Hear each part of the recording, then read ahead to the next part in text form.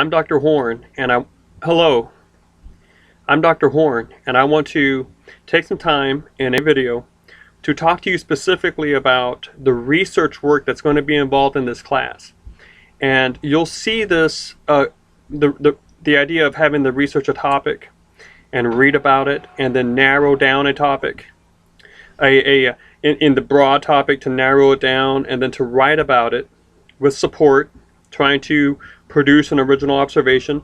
You'll see all of these assignments coming more to the front of our activities around the middle of the class. Well, actually around the third week, I'll start asking you to think about topics and that sort of thing. So I thought it would be good right at the beginning of the class to let you know that there is a research component in this course, and I'm going to ask you to write a research essay of around 2,000 words long. I expect it to be a little longer than that.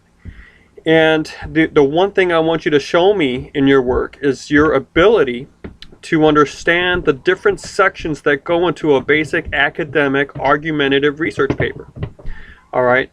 So I'm not looking for a publishable, account of something, a fantastic 10-page essay or 20-page essay. I'm not looking for that because, frankly, the length we have together is not sufficient for you to produce anything of quality of that length. We don't have enough back time for the research that would go into that. So I'm just looking for an essay that is polished. It needs to read well, but it needs to show me that you know how to produce a two-tier title, how you know how to produce an introduction to an argumentative essay, which would include explaining to the reader right off the bat what your general topic is, what your specific focus in that general topic is, what other people have written about that general topic or specific topic or topics around that. You will need to show me that you can, at that point after the review of literature there, explain to me what your specific thesis is going to be and how it's original to you and how you're going to go about to prove it. And then I'll need you to actually prove it or support it. And then you need to show me that you know how to close an essay. And then within all of that, you need to properly document and cite your sources. So I'm also looking at, I believe we're going to write this in MLA or APA, one of those two. I'm looking at your ability to adhere to the formatting rules. Okay. So what is this class going to be like? It's going to be a challenging class. There are lots of things I'm going to have you do, and writing is huge. So when they call it college writing, and people talk about it as a writing class, that's really just, wow, it's very, very broad because, you have technical writing, you have creative writing, you have nonfiction writing, you have journalism, you have research writing, you have creative nonfiction. I mean, you have so many facets of writing, right? Blog writing has its own, dynamic to it.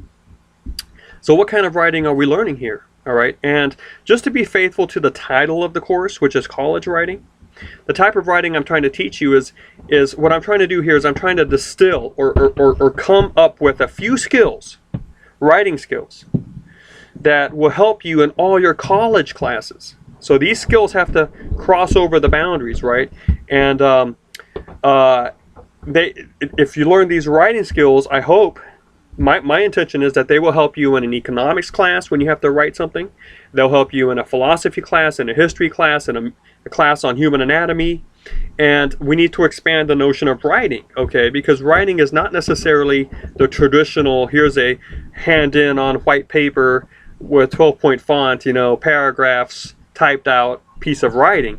A writing is anything that is coded and in a tangible form that can be re-accessed or recopied by a multiple audience. So, in a sense, a PowerPoint presentation is writing. A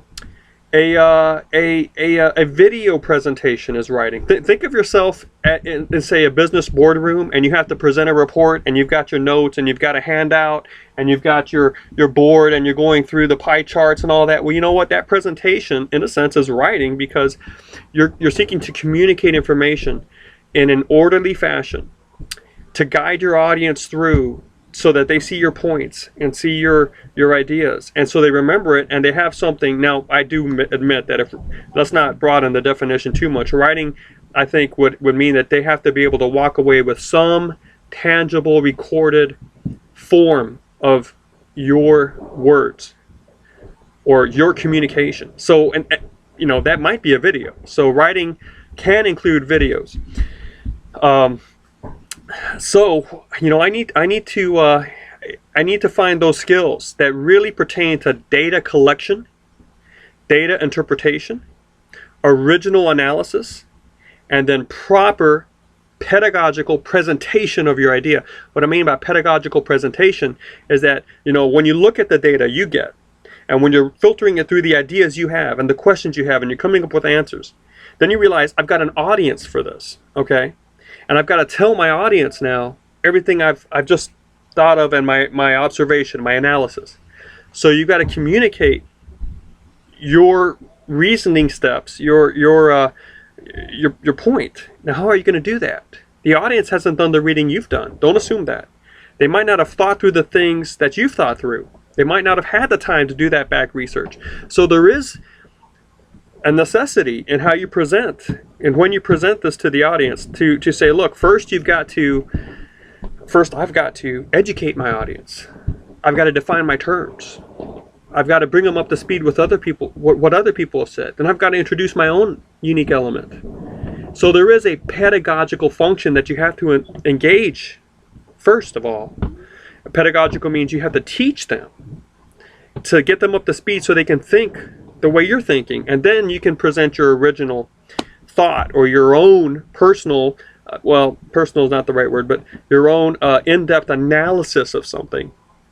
But before they can understand that, right, they first have to understand what it is you're talking about and what are the terms and things like that. Okay, so there is a pedagogical function you have to deal with first. You have to teach your audience something first, and then you can ask them to follow you as you recollect for them the process, the thinking process that led you to your original conclusion, your original thesis, point, your own point. Okay, so those are the skills I think are immensely profitable for any college class you have. Learning how to do that. Now, data collection, when you go out and get the stuff, there's stuff that's involved with that too. I mean, you have to learn how to use the databases. You have to learn how to distinguish sources, popular sources, professional sources, scholastic sources, dubious sources, specious sources, false sources, source credibility, and data. So, there's other skills involved with this, okay? But in general, I think we're talking about data collection, data assessment, you're reading it, data interpretation, you're trying to figure out things about it, and then a presentation of your conclusion, all right, pedagogical presentation. And that would be the research writing process that is going to really serve you well in college, okay? Because a lot of courses are going to ask you to learn data, to interpret it, to respond to it, present your own ideas about it, all right? But I do have to tell you, and you know this, right? There are other types of writing that you might be involved with in college classes, like your just basic summary of something, or a response paper about something, or maybe an analysis or a writing about an aesthetic, like art, fine art, or now art could be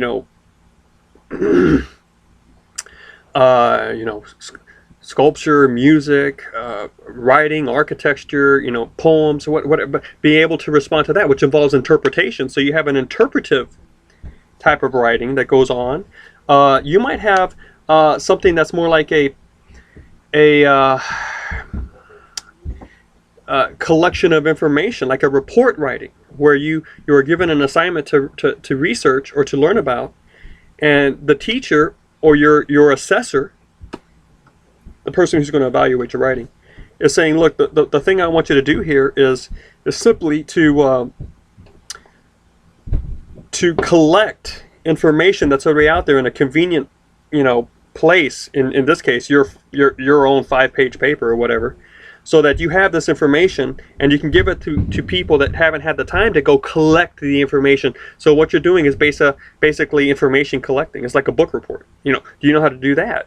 So and then there's even more stuff. And what I'm saying is there are all sorts of types of writing that you're going to run across in college classes that don't necessarily pertain to the research writing or the argumentative writing, right?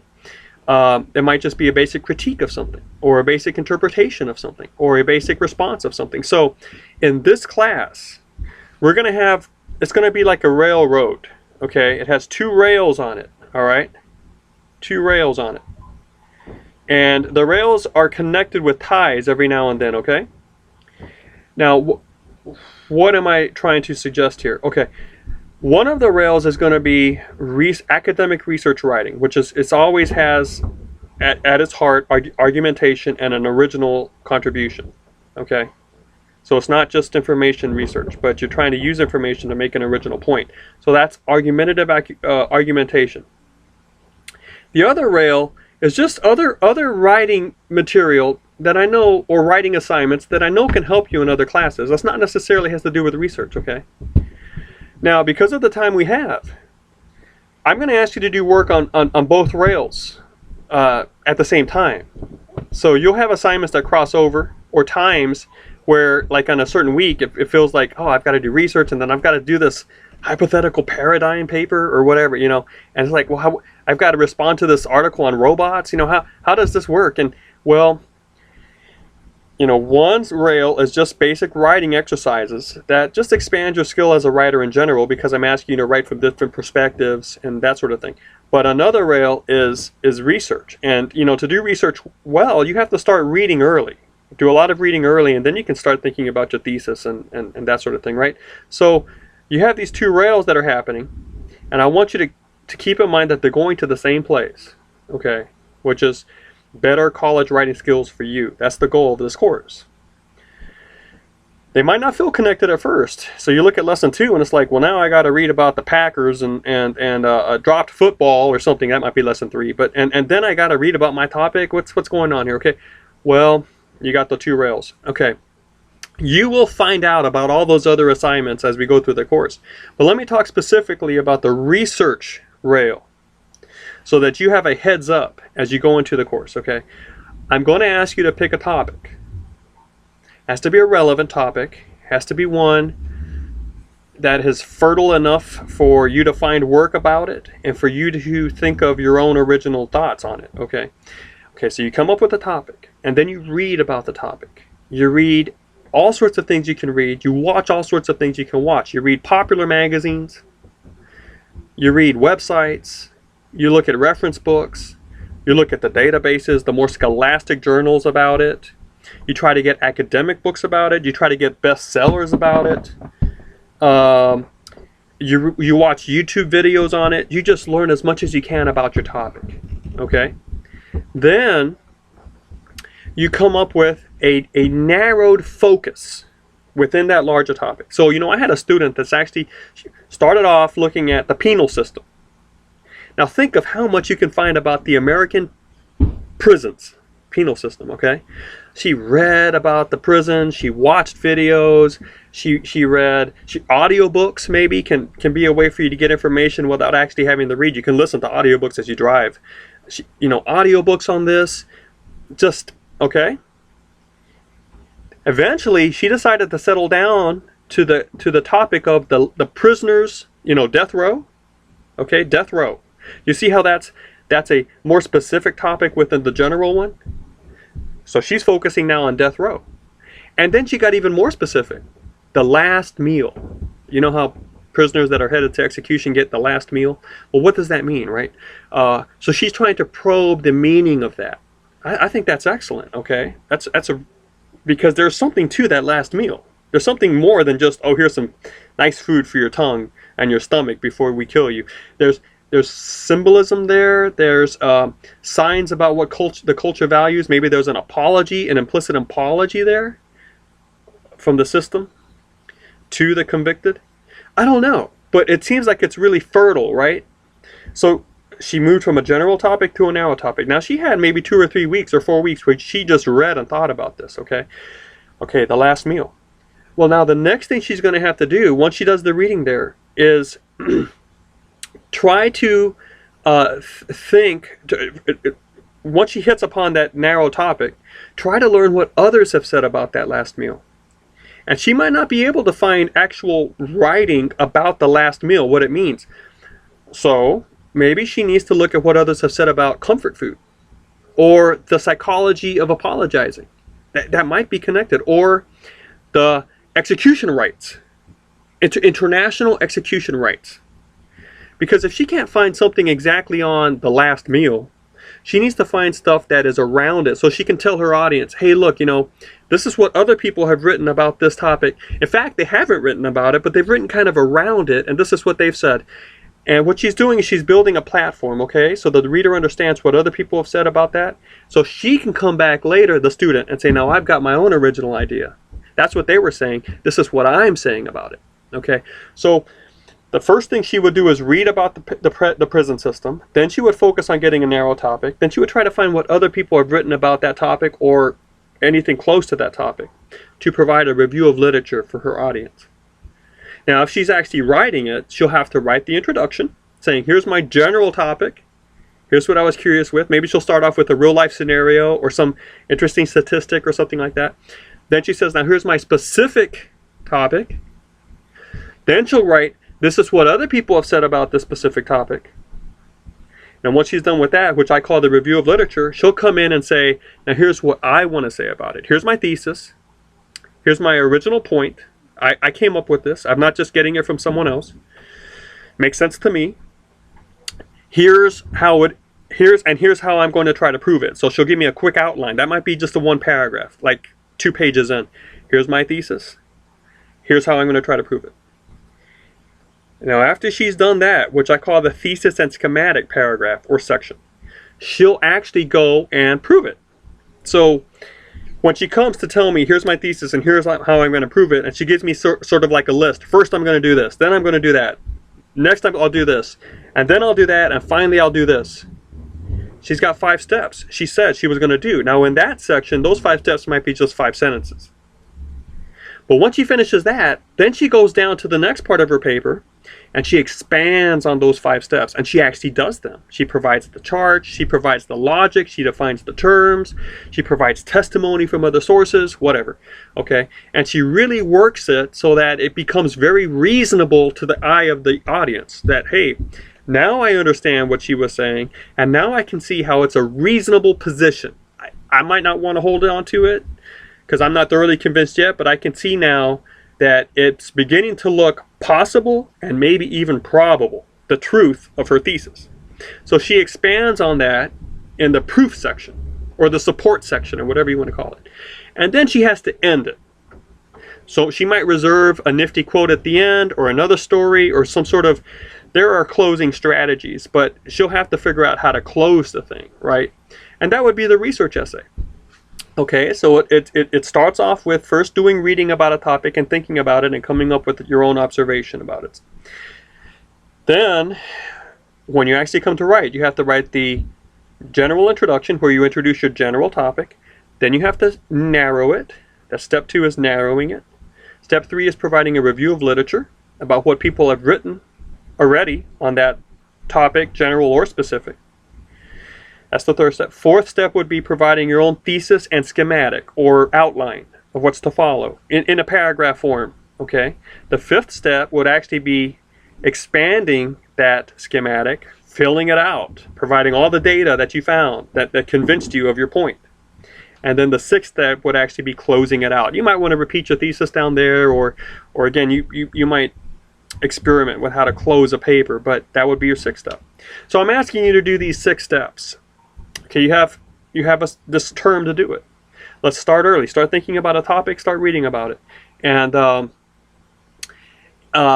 as we work through the class, I'll be asking you to, okay, now it's time for you to write your topic paragraph. Now it's time for you to write your review of literature. Now it's time for you to write your thesis. Now it's time for you to write your paper.